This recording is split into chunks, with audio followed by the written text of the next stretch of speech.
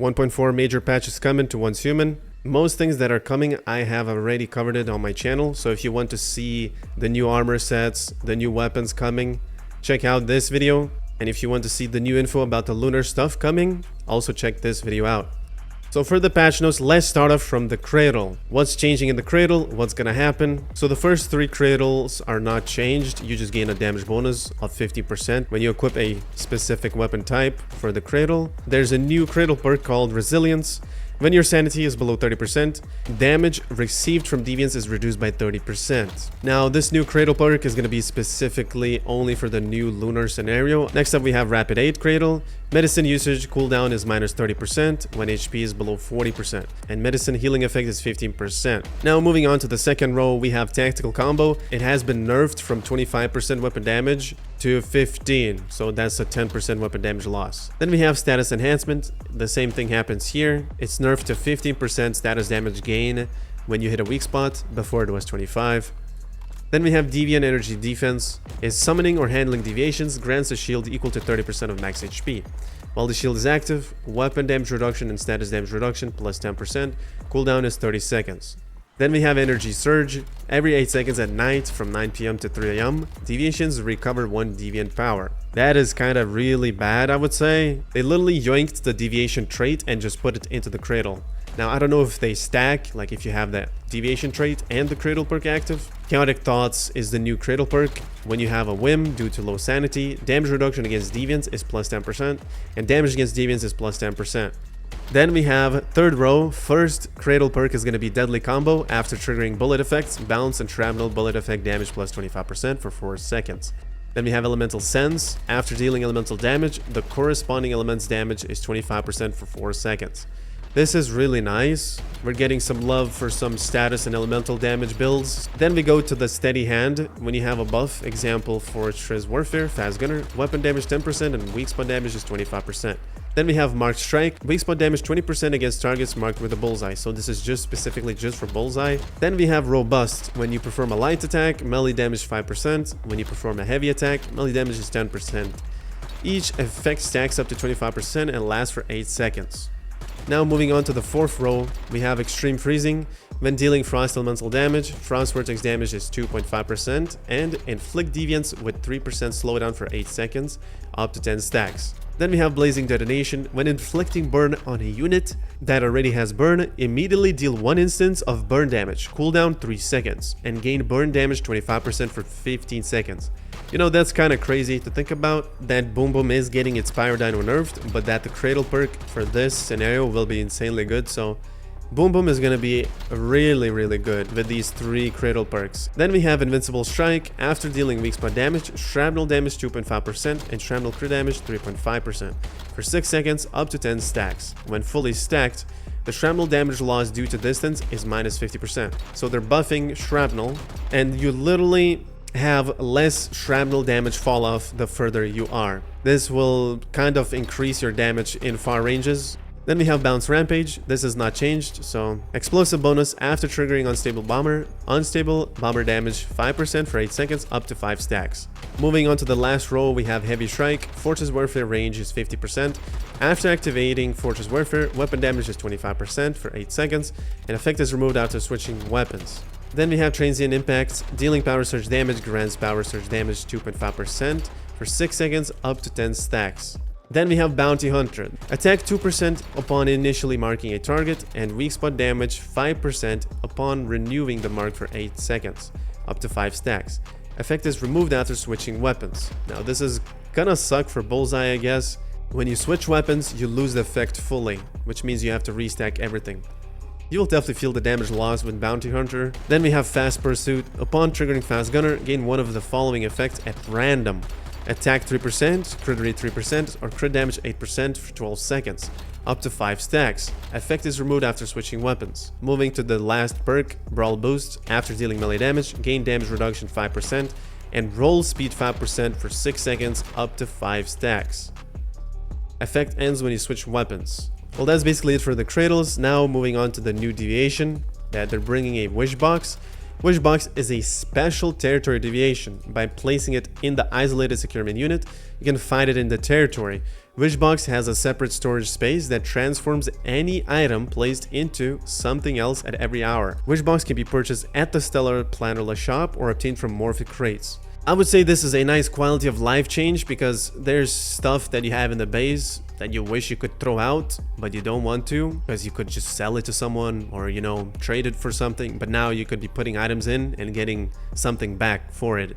Then we have Wish Machine price pools. After the update, it will get reset and will be available for 3 weeks. So whatever you have not pulled in the Wish Machine, if you still have Starchrome, do it now. On January 30 afternoon, new Wish Machine price pools will be available for 3 weeks. You'll be able to convert your gender after the update, simply just buying it from the shop. Everyone's gonna get 1 free card at start, but for the second time you'll have to pay Christians. New shop arrivals, Lightforge, Loot Crate, guys. There it freaking is. Beautiful, nice.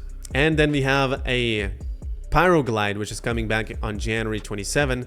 Honestly, this is the only loot crate I'd spend on because I really want to get this one, but I don't know if I will, to be honest. I don't really want the bike skin, neither the AK skin, just the freaking skin, man. This is the only loot crate that looks good in this game. Then we have new shop arrivals, some furniture, Rocky Fun collection, and fine fashion set. There it is. Next week on January 23, we will get a new epic collection fashion set party icon. That's the outfit, bro. This is how it looks for the female. This is how it looks for the male. I'm sorry, it looks horrendous.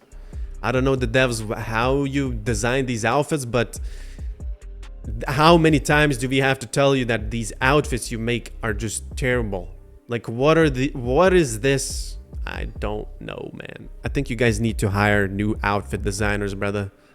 The male outfit looks good though, but what for the male outfits? I mean, I don't know what this is. Like, do we need this accessories in the chest piece? I don't know. We're getting new furniture sets here. This is the picture. Reminds me of freaking tree houses in the jungle. We have also a new skin, which is going to be coming in January 30. Some surfing skins. I mean, they look kind of good, I guess. But it literally reminds me of the snow camo skin, the Eskimo suit that they have added. Then we have more furniture stuff coming out. And then we have even more skins. Bro, how many skins do we have? February 6th is when this is going to come.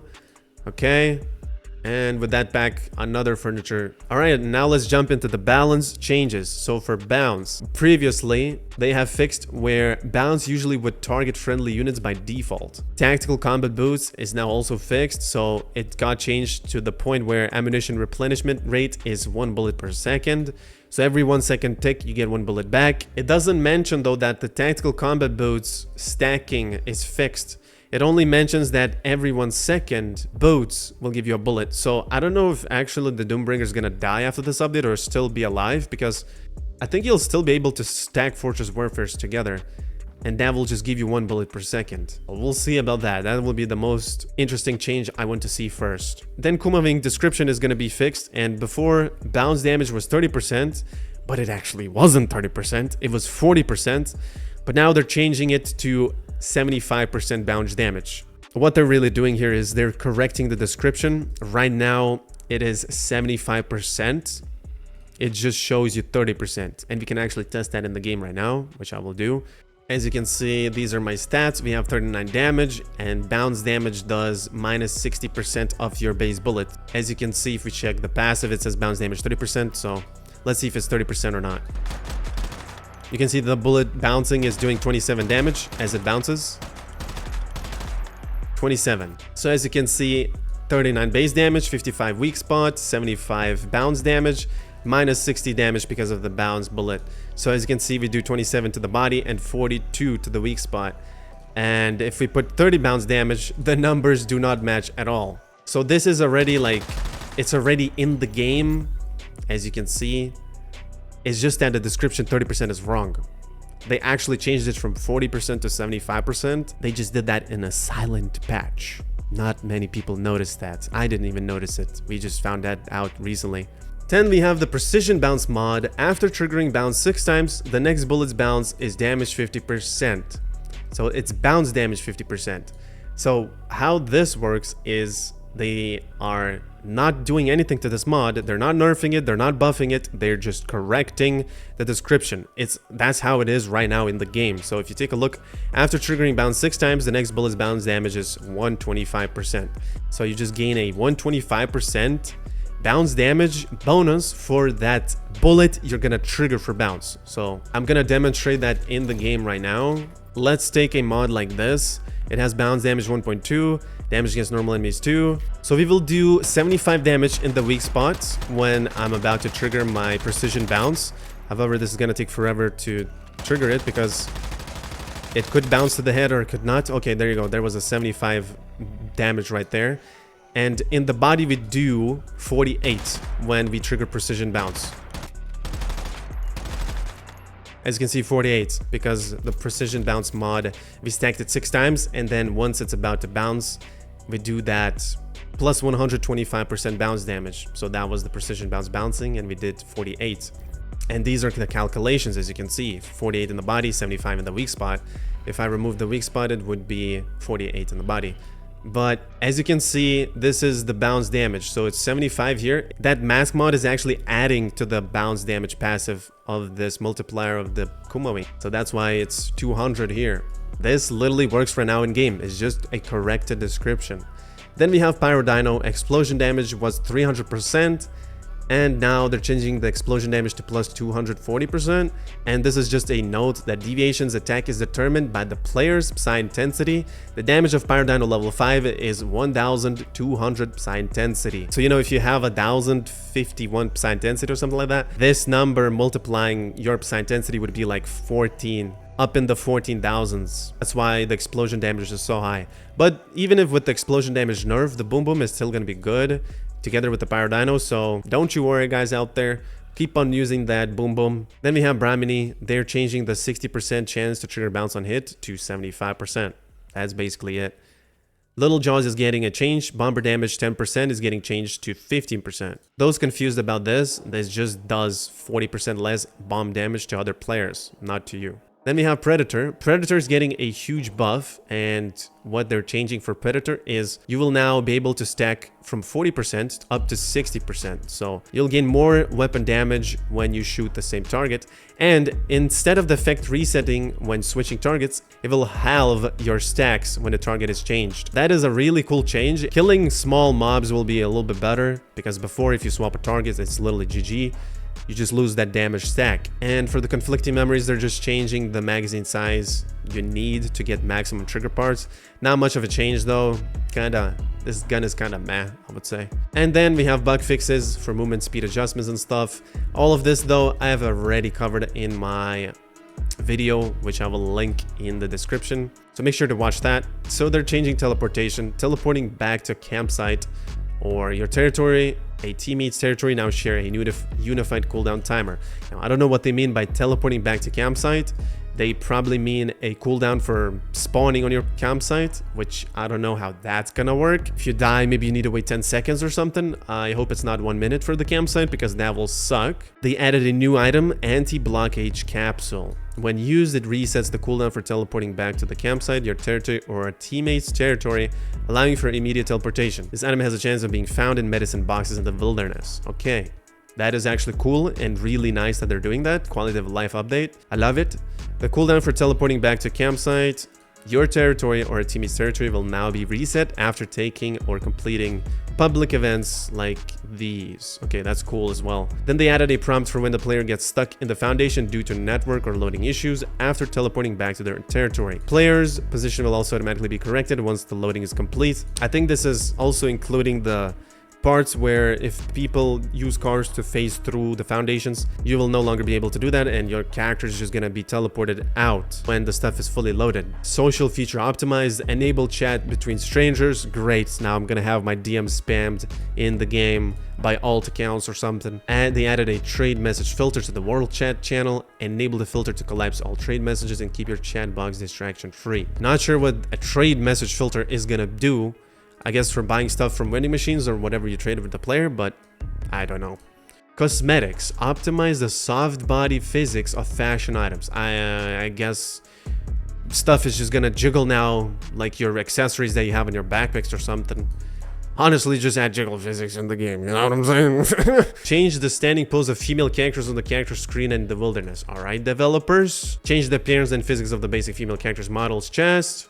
Alrighty, that's gonna be interesting. Optimize character standing poses and some interactive animations in the territory. Changed character lighting in the wilderness, including indoor, outdoor, and low light environments. Yeah, I hope that the characters are not gonna look like trash anymore, because lightning is literally traveling through their eyes and their nose and everything else, you know, like the lighting is incorrectly displayed. Stalking fashion items, nighttime rose, all of that stuff is now gonna cover the feet when the character is barefoot or wearing footwear that partially reveals the feet. Combat, optimize the appearance of the quick switch ammo function, that's cool. They also optimized the display of the stats screen. Stats of the same category are now grouped under descriptive subheadings, making it easier to understand what each stat does. This is probably going to be the best change ever that I'm going to really enjoy. That is going to be really good, you know, figuring stuff out for weapons and shit. That's really good. Wilderness, increase the damage of the laser gun's laser beam. I don't know what laser beam you're talking about. Added turn signs to some roads. All right, I'm gonna skip this because this is boring, I guess. The best part they did was dungeons. Added a hidden loot crate to securement silos that can be opened with controllers. Inside a securement silo, mysterious deviations will keep spawning. Defeat them all to reveal a hidden loot crate containing mods, weapons, energy links, or starter source. The question is how worth it's gonna be to like hunt for this crate. Is gonna be one time per day, is gonna be 1 hour, can be looted unlimited. I think they're just gonna time gate this though. Like you won't be able to farm this. And silos are already annoying to do, like speed running them takes 1 minute or something, or 50 seconds to complete. So with this being added, I don't know how this will work out, but if the loot is good, then sure. But if it gives us some garbage, same mods, then what's the point, bruh? What's the point? Then storage. Optimize the item transfer process. When depositing items into the vault or space time backpack, items with the lowest value will be replaced first. All right, but you know what you need to do, devs? You need to increase the space in Eternal Land. It's called Eternal Land for a reason. We want to have infinite storage. It's not Eternal Land right now, it's land, bro. Then we have adjusted the appearance of the Shadowhound's shadow in the main story task. You can now check deviation trace details in the backpack, which is nice. The glide key can now be customized separately. Cosmetics. Fixed an issue where high-heeled shoes would sometimes become distorted and cause the character's sitting pose to float in the air. Never saw that before, but great, great. Well, ladies and gentlemen, that's about it for this video. I hope you enjoyed, and I'll see you guys in the next one. Take care, and peace out.